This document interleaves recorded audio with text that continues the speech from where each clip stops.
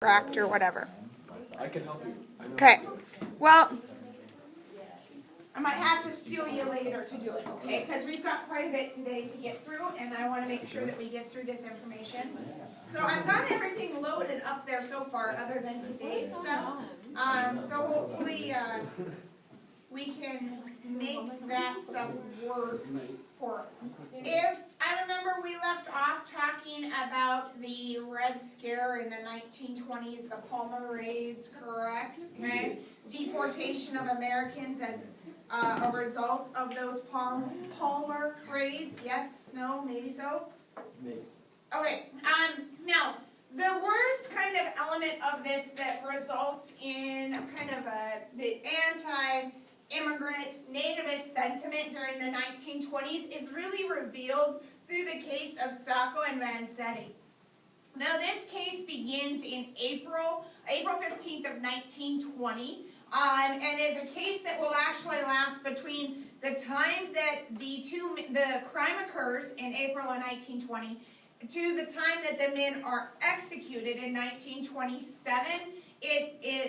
So we've got that long 7-year period of a fight over this particular case. Okay, but basically the gist of it is that in Braintree, South Braintree, Massachusetts, there is a robbery that occurs.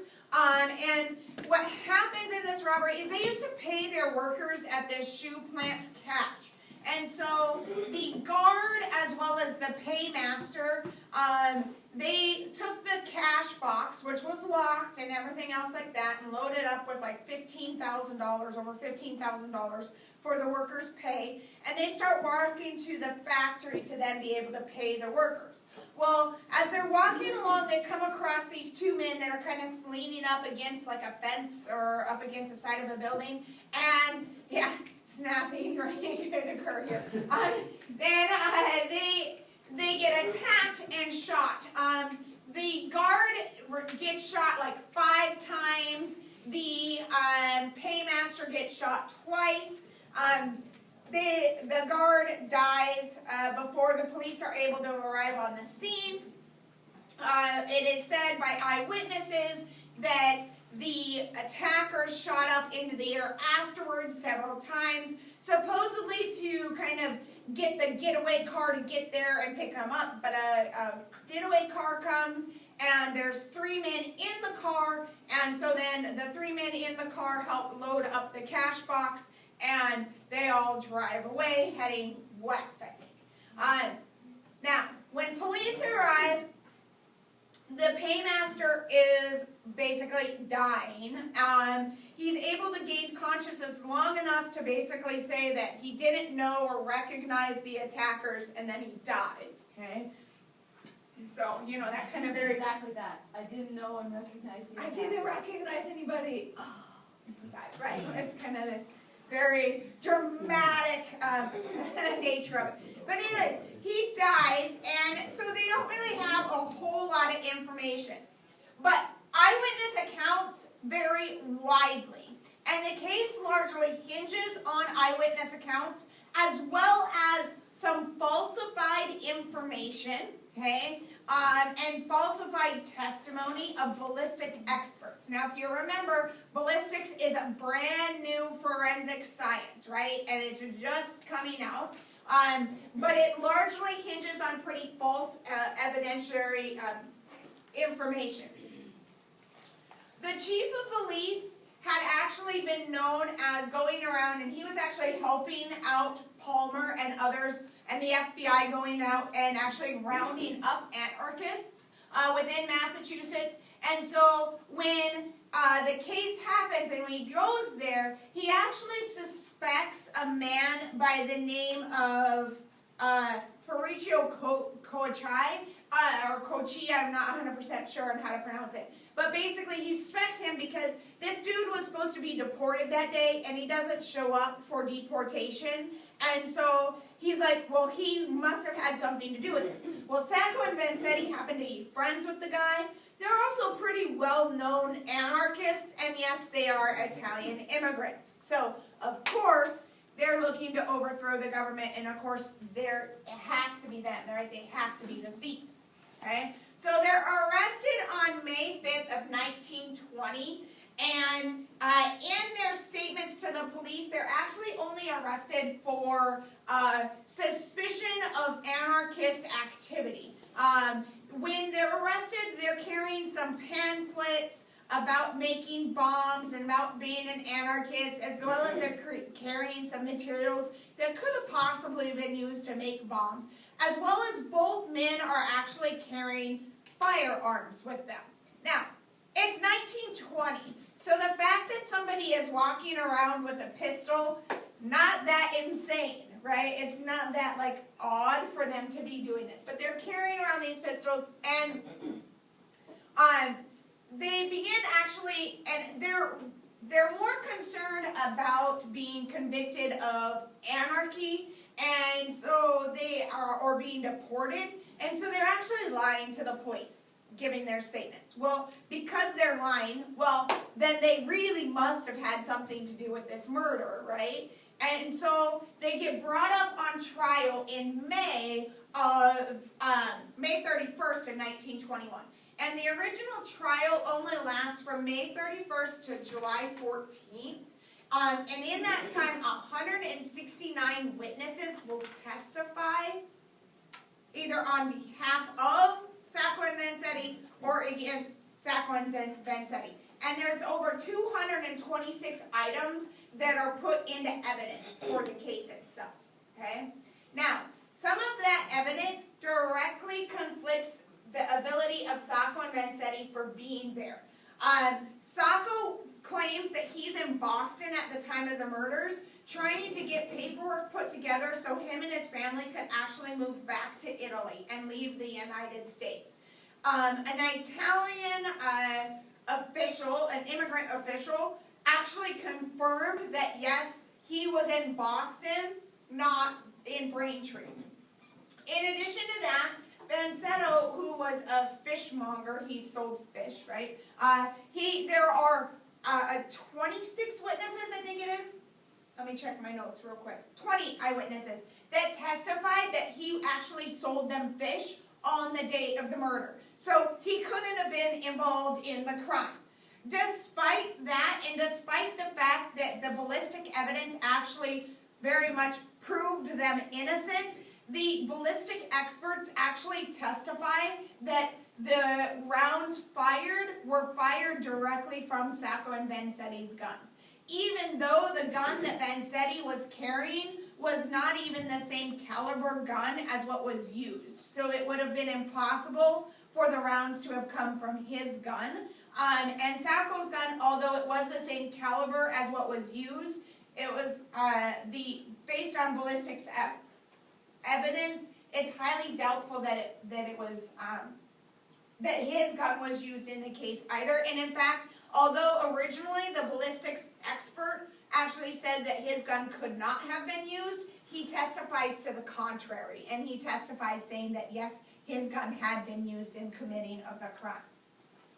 Despite that, the men are convicted and sentenced to be executed. And thus ensues a 6-year-long battle trying to convince the courts that the men were not only innocent, but they were wrongly convicted, and that they were convicted largely because they were Italian and because of the fact they were anarchists. There are people that will side with them, but the vast majority of people believe that the U.S. justice system simply could not be that flawed as to convict an innocent man. That's rich, right? That's pretty funny. Anyways, but as a result of it, though, even though it goes through the appeals process, and even after their final appeal, we see another group that will try to work to have the conviction overturned or their death sentence delayed. They are executed on August 23rd of 1927. In 1977, the men's convictions are overturned and expunged by the governor of the state of Massachusetts. But it takes until 1977 for that to occur. I'm going to adjust this because I don't know if it's catching me or not. Okay. So, right, I mean, major issue with that anyways. And it does definitely represent the fact that there are these anti-immigrant sentiments in the United States.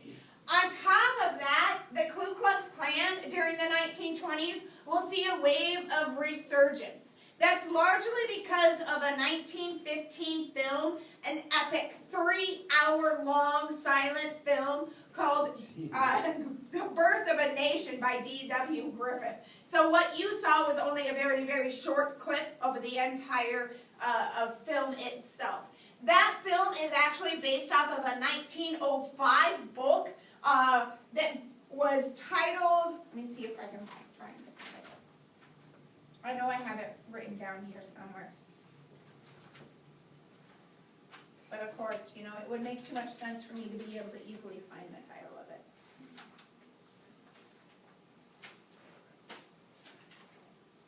It's like the Innocence of the Klan or something ridiculous.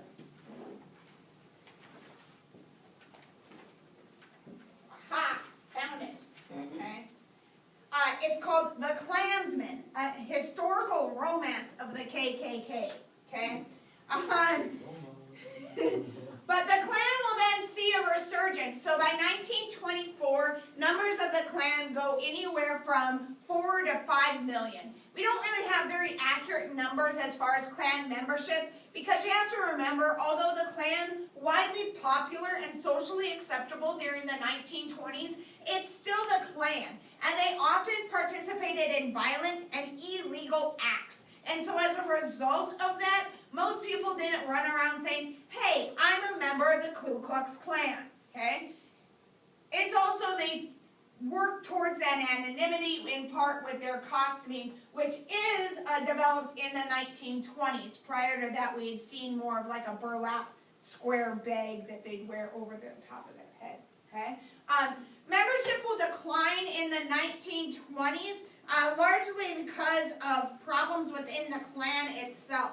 But the Klan of the 1920s is different than the Klan of the 1850s and 60s, largely because of the fact that it's not just anti-black anymore. It's now also anti-immigrant, anti-Catholic, anti-Semitic, okay? Anti-birth control, anti-women's suffrage, and quite frankly, anti-bootleggers and anything else that they thought was causing the moral degradation of our society. They argued that they were there to fight for and push on for the innocence of the American woman and to protect the sanctity and virginity of the American womanhood. Unfortunately for the Klan,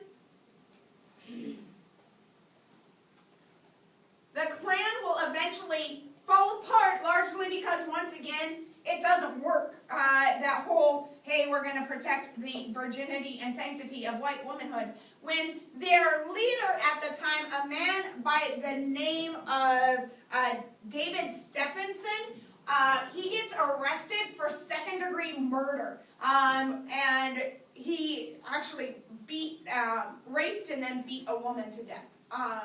And he gets convicted of second-degree murder. In addition to that, there was a lot of the leaders in the Klan were arrested on embezzlement charges for stealing money from the Klan and from other members within the group. So much so that eventually the United States government actually draws up charges against the Klan and Congress begins investigating them, claiming that they are running a racketeering agency because they charged a $10 initiation fee.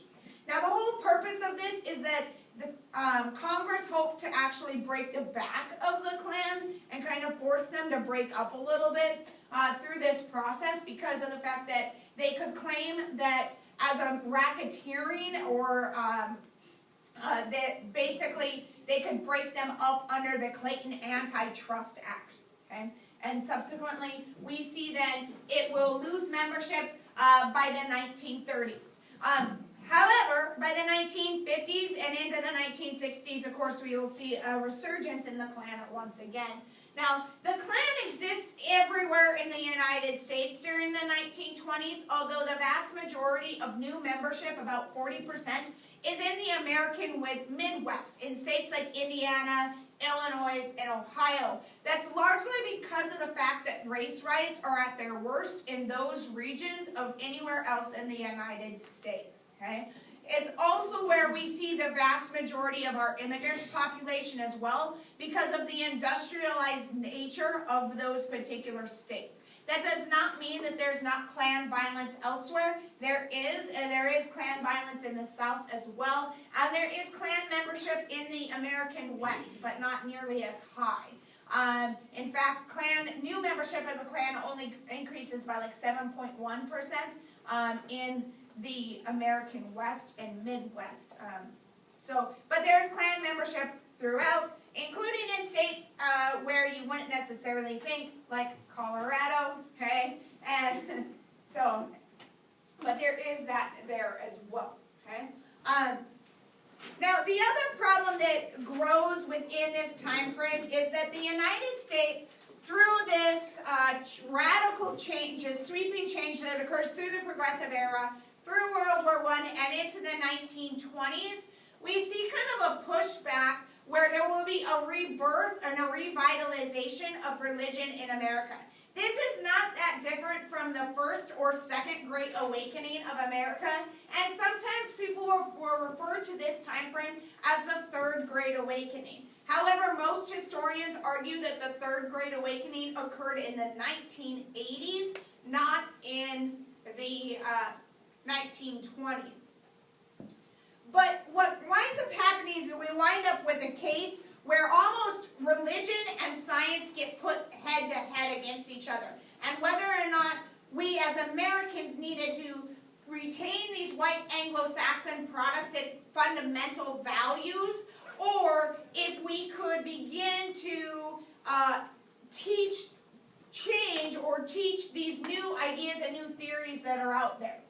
So what happens in many states, including in Dayton, in Tennessee, as well as other states like Oklahoma, Florida, Texas, Mississippi, and Arkansas, there are laws passed that prohibit the teaching of evolution in high school classrooms in a public school.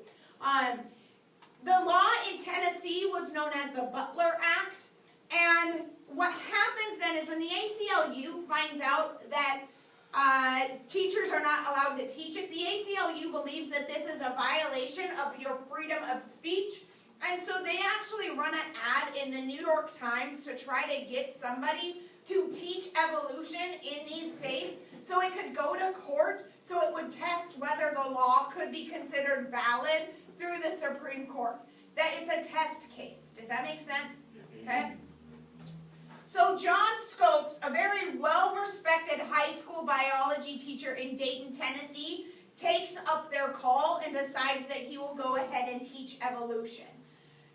So, when teaching evolution, then, he is actually arrested for doing so, okay? The case goes to trial, and in trial, he is the ACLU will hire Clarence Darrow, which is a very famous trial lawyer during that time frame, to represent Scopes. On the other hand, representing the law in the state, as well as kind of in a way representing fundamentalism and the Bible as a whole, is William Jennings Bryan. You know him because he gave the Cross of Gold speech. He has run for president 3 times. Okay, so you know this dude already. But after his last bid for presidency, he will turn into an evangelical preacher. And that's kind of where he's at when he decides to represent the prosecution. And even the small town of Dayton, Tennessee winds up becoming kind of a character in this cast. And what we see happening then is this secularism versus having a greater propensity of religion within society, as well as this creationism versus evolution. So all these ideas that are really kind of going to bat within this. And it becomes a huge nationwide spectacle. Radios and radio stations are there in order to capture what's going on. So it's on the radios. It's on in It's being addressed in shorts at the beginning of a film, which was like basically like a newsreel at the beginning of a movie that you would see. And ultimately it will become a play, and then ultimately will become a movie as well, called Inherit the Wind. Now in Inherit the Wind, both the play and the movie, it's relatively accurate in what is said in the trial. Things that are embellished and changed, names of course are changed, and some of the different reactions of people as well as the heat that existed inside the courtroom itself is embellished. That's not to say that it wasn't warm. It's in the summer in Tennessee, so it is warm within the courtroom, probably not nearly as warm as they show in the film itself. But what happens then in this trial is Darrow puts William Jennings Bryan on the witness stand and why can't I come up with the word? Interrogates, thank you. I just couldn't get it to come out correctly. It interrogates Bryan over whether or not the Bible is accurate. Okay? And Bryan, through the course of this, winds up almost contradicting himself on numerous occasions. Okay? Darrow basically is a hard hitter, and he tries to get Bryan to say whether or not that he believes in a literal interpretation of the Bible. And Bryan says, yes, he does. And so he says, well, so then you believe that God created the earth in 6 days of 24 hours. And so they wind up going back and forth on this. And what ensues is actually a very interesting proceedings and a very interesting commentary. And if you have not seen the full play, Inherit the Wind, or seen the movie, I would highly encourage you to watch it because it is very interesting and really entertaining, actually. So, but what happens from this then is, do teachers have the right to teach about evolution in schools? Or are they only to be teaching about the biblical teachings? Well, then the question becomes, right, now what else? And that's what Darrow brings up. I have a short clip for you of this, of Inherit the Wind.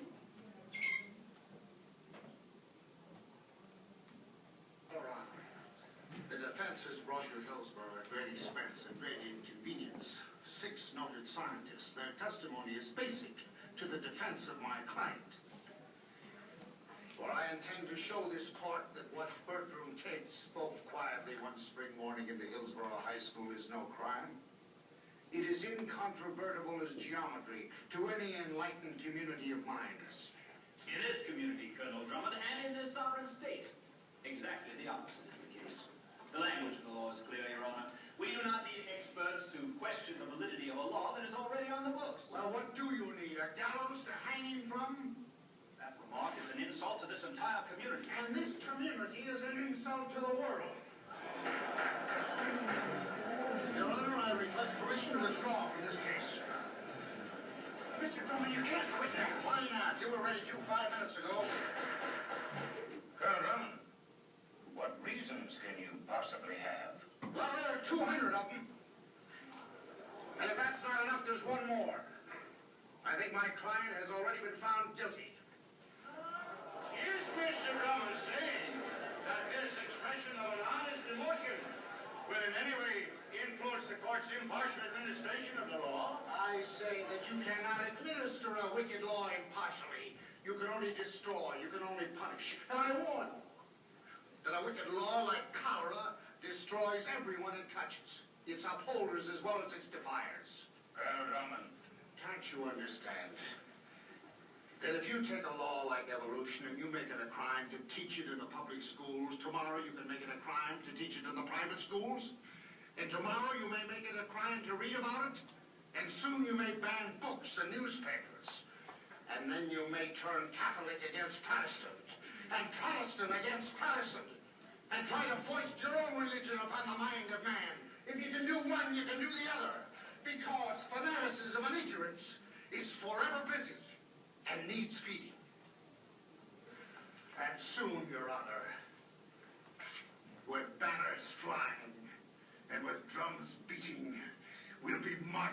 backward, backward, through the glorious ages of that 16th century, when bigots burned the man who dared bring enlightenment and intelligence to the human mind.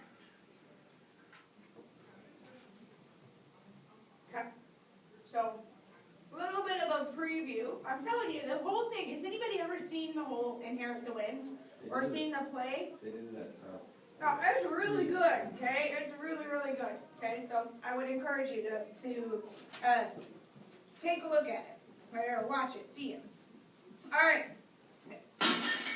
God, I hate that. I need to get those off, but they take forever to get off, and I just don't have time right now. I don't know what brain of mine. I was like, hey, let me put these on here. That sounds like a great idea.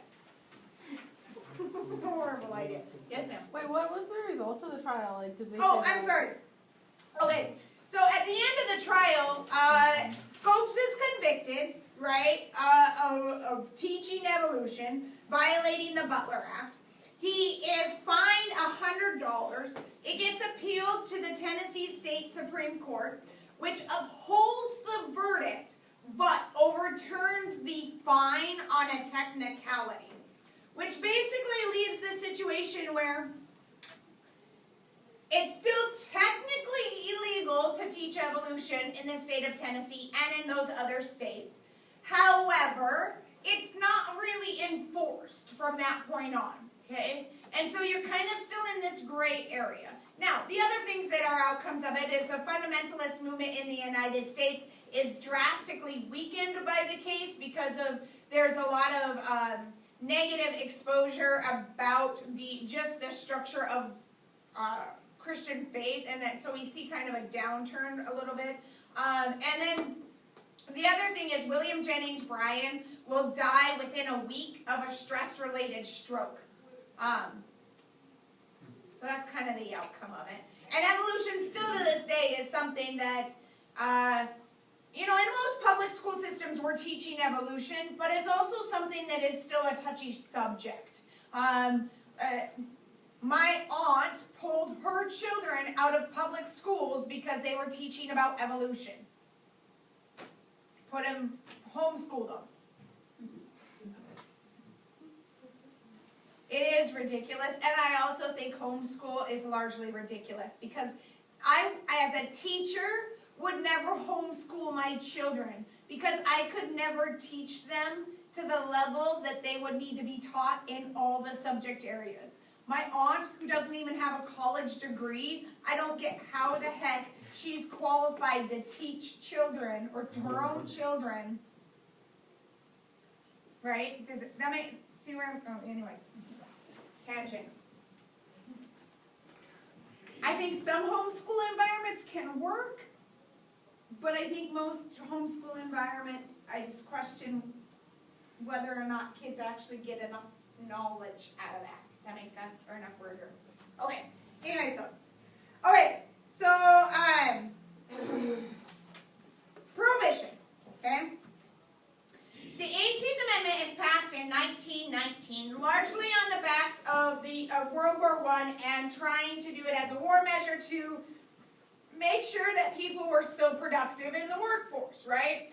Well, it results in the passage of the Prohibition movement, which is largely spurred on by Midwestern states and Southern states, winds up being an act of trying to legislate morality, and we all know how well trying to legislate morality goes. It doesn't work very well because people are going to find a way around it. And more Americans drink during Prohibition than ever drank before, because now it's like that cookie on the shelf that your parents told you not to touch, or it's like the cake that's sitting on the table and your parents are like, don't touch the cake. Well, you know what? That cake looks awfully tasty, okay? So Americans are drawn to it largely because they're told you cannot, right? And it leads to the creation of the American gangsters, as well as will lead to the creation of the FBI in order to try to fight the gangsters of Al Capone. Now, the 18th Amendment in and of itself is unenforceable. There is nothing in the 18th Amendment that allows the federal government to prohibit establishes the prohibition of alcohol. It simply states that you cannot drink, sell, manufacture, or transport alcohol. There is nothing in the amendment that says anything about how you're going to make sure that that doesn't happen. So almost immediately after the passage of the 18th Amendment, we're having to see the Volstead Act passed, which is basically, here's how we're going to enforce it. But there are never enough police officers to be able to enforce the law. The law is also heavily flawed because of the fact that you can make alcohol just about anywhere, in the smallest of areas, okay? You need yeast and sugar. That's it, okay? So much so that prisoners brew alcohol in prison. If somebody can brew alcohol in prison, where they're under surveillance all the time, right? I'm pretty sure that somebody who's not under surveillance can figure out how to brew alcohol. And the vast majority of Americans do. In fact, over 700 million gallons of home brew are made during the Prohibition period. Okay? And it's profitable. And because it's profitable, and Americans ignored the dry laws, I mean, look, think about it this way. It's really hard to try to enforce a dry law and prevent people from drinking when your president at the time, Harding, had his own private stash of alcohol in the White House. On top of which, it didn't get rid of all alcohol. Alcohol was still used for medicinal purposes, so you could get a prescription for alcohol. Yes, true story. Also, alcohol was used in industrial purposes as well, so people that couldn't afford to go to a speakeasy and drink would drink industrial grade alcohol or even rubbing alcohol. Oh. Not good, okay? Not a good idea, all right? But there's a huge lack of enforcement, and it's almost impossible for them to completely prevent it. But as a result of it, we will see the rise of the organized crime gang, and some of the most powerful gangsters will rise up through this time and because of alcohol, including Al Capone, who begins bootlegging in 1925, okay? His bootlegging career will last over 6 years, and they try to catch him on numerous different occasions for different things, including possibly being the mastermind behind the St. Valentine's Day Massacre, but they can never nail anything to, and get him anything pinned on him when it comes to bootlegging or the other crimes he committed surrounding the bootlegging, including gambling and running prostitution and all that other kind of stuff. What they did finally get him on was tax evasion, and he gets sent to prison and he's in Alcatraz. But while in Alcatraz, he's got his own private cell that has carpet, nicer furnishings anyways, okay? I mean, it's not like he was living the harsh life while sitting in Alcatraz, vastly different from the rest of the prisoners who were there. Now, Capone eventually dies of syphilis, but... So he, I guess, gets his own in the end. But there are others too. John Dillinger, among many, many others. Bugs Moran is another one that will rise up through this time frame and make considerable amount of money. They will pay off the leaders of the different police agencies in order to continue to bootleg and to continue their wave of crime. By 1930, it's said that somewhere there's an estimate between $12 to $18 billion is made by the organized crime units. Now let's put that into context. That is several times more, because this is all on the black market, right? That is several times, between 2 to 3 times more than the GDP of the United States. Okay? Right? So they're racking it in, okay? People went into saloons now known as speakeasies in order to continue to drink, and quite frankly, people continue to drink more than they did before. The kind of weird thing about about prohibition is that noble experiment of prohibition could possibly have worked if the United States would have outlawed only like hard liquor and still allowed Americans to consume beer and wine at a lower alcohol content. But unfortunately, we didn't go that route, and so it doesn't work. And the noble experiment of prohibition is repealed in 1933, a mere 14 years from the time that the amendment was ratified. It is the only amendment to the Constitution of the United States which has been repealed. The only way to do that is with another amendment. So hence why there's an amendment to put it in and an amendment to remove it, with the 21st Amendment removes that.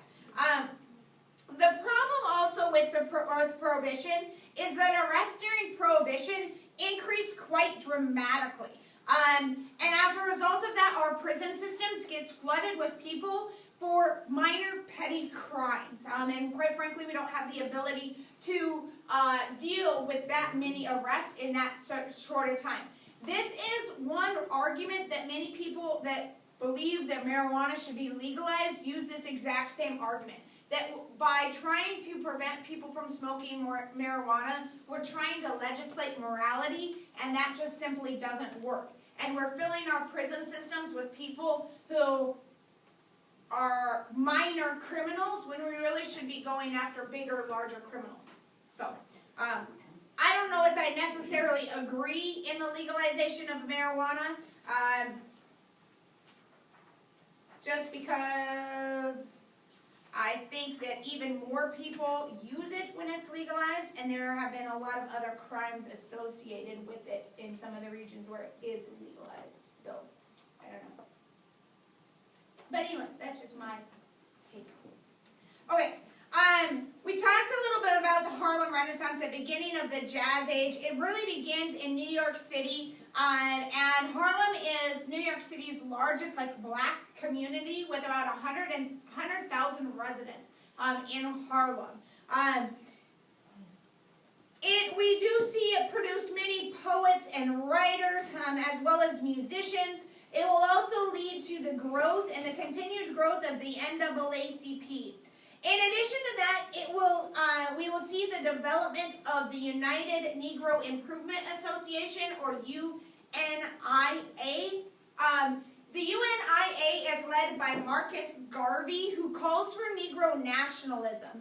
And he called for this Back to Africa movement. He wanted Africans to move outside of the United States and create their own separate place back in Africa. Or if they were to remain in the United States, they should basically become like a sovereign nation, much like the American Indians are. Unfortunately for Garvey, though, he is largely targeted by the FBI and J. Edgar Hoover, who is the current leader of, the director of the FBI. And eventually they're able to arrest him and imprison him for mail fraud.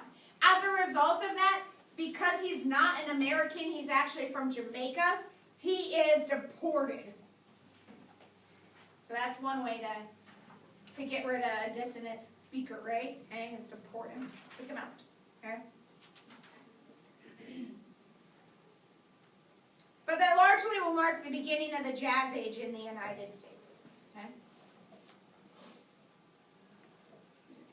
Cotton Club.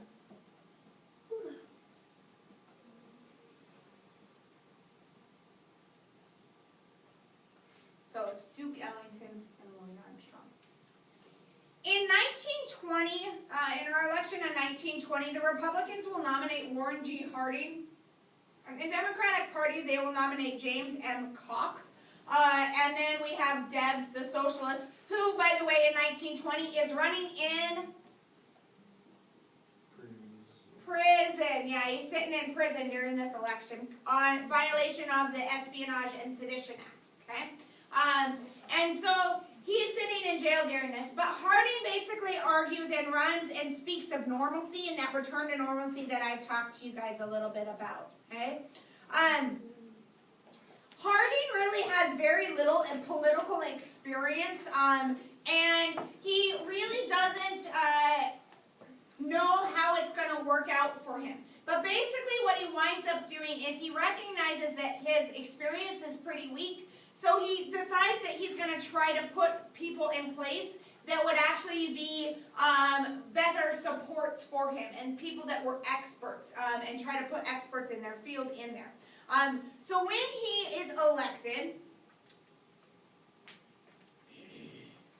he will put in power individuals like, when he gets the opportunity to appoint a Chief Justice, he will put William Howard Taft in as Chief Justice of the United States.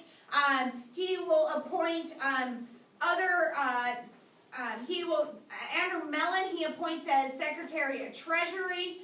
So he really does try to actually put some good people in there. But he fails to put in an entirely, corrupt-free group of people into power. And he actually winds up putting in a group of his kind of buddies or his cronies. These become known as the Ohio Gang or his poker cabinet. Now, unfortunately for Harding, many of these guys committed great scandals. The worst of them was Albert B. Fall who's the other dude? Daugherty, the Attorney General. Fall actually leases oil lands in Teapot Dome, Wyoming to private corporations, federal lands, as well as in Elk Hills, California is the other place that he leases land to. But in doing so, he accepts huge bribes and actually will get about $400,000 from that. Okay? He is tried and goes to jail, but he only spends 1 year in jail. His Attorney General, Daugherty, will take bribes to give out illegal, or rather legal, liquor permits to people, and takes bribes for that, as well as he takes bribes not to prosecute certain people, including individuals like Al Capone. Okay?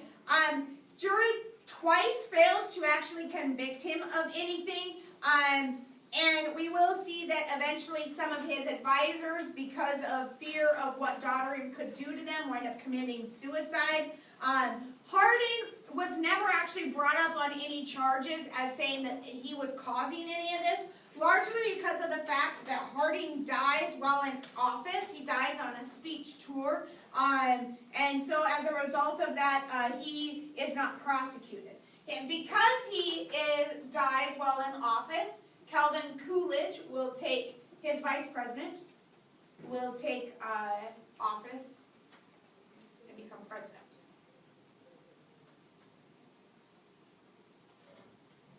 Oh, I forgot I had these slides on there. I'm sorry.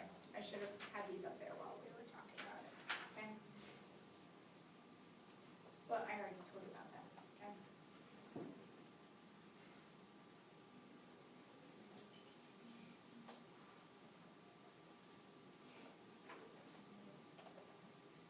Okay. So there's Coolidge.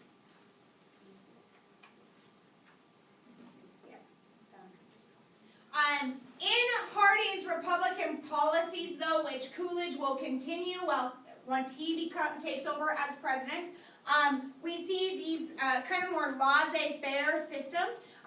He will raise tariffs through the Fordney-McCumber tariff, which increases the tariff rates. He will cut taxes, and we'll also see spending cuts. It also is in his presidency that we will see the development of the Budgetary Committee for the first time in the United States, which sole job was to create a balanced budget within the United States, and that needed to be approved by Congress prior to us actually spending any money. So I don't know, maybe you could blame him for it, or blame Congress for the fact that they can't come up with an agreement about anything. But we do see that the tariff rates will increase up to about 50%, as much as 50% between him and Coolidge's presidency. Okay? We also then, of course, see the return to isolation.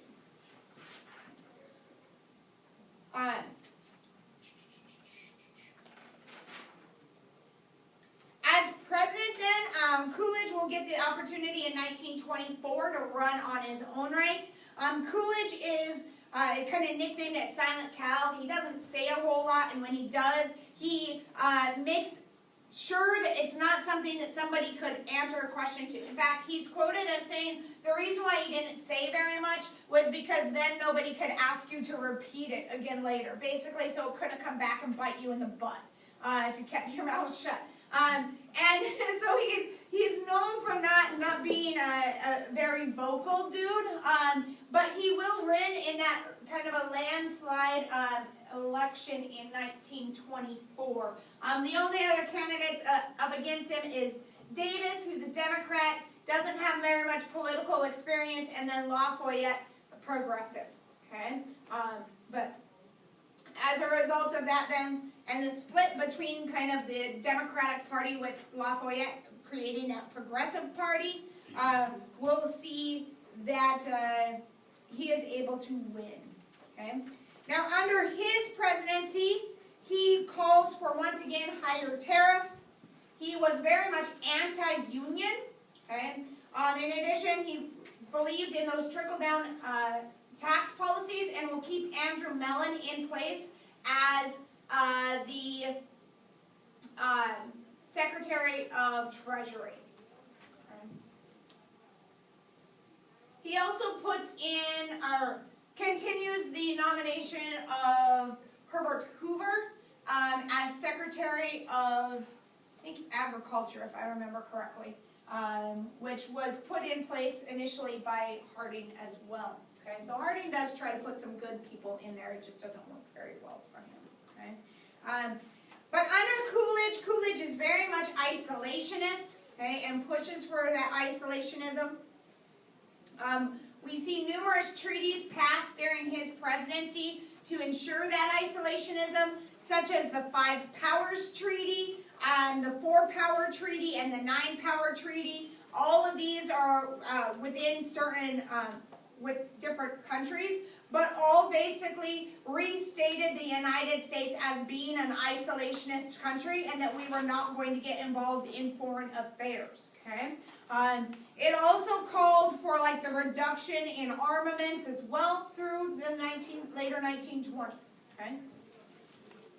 Most of his policies, though, surrounded business, and so he really pushed for having the ability of businesses to grow.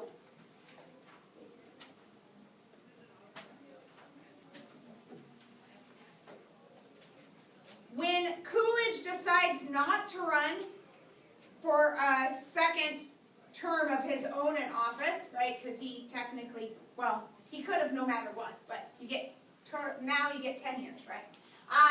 But when he runs on his own then, or decides not to run, we have Herbert Hoover will run for the Republican. And we'll talk about that briefly on Monday. Holly Smith.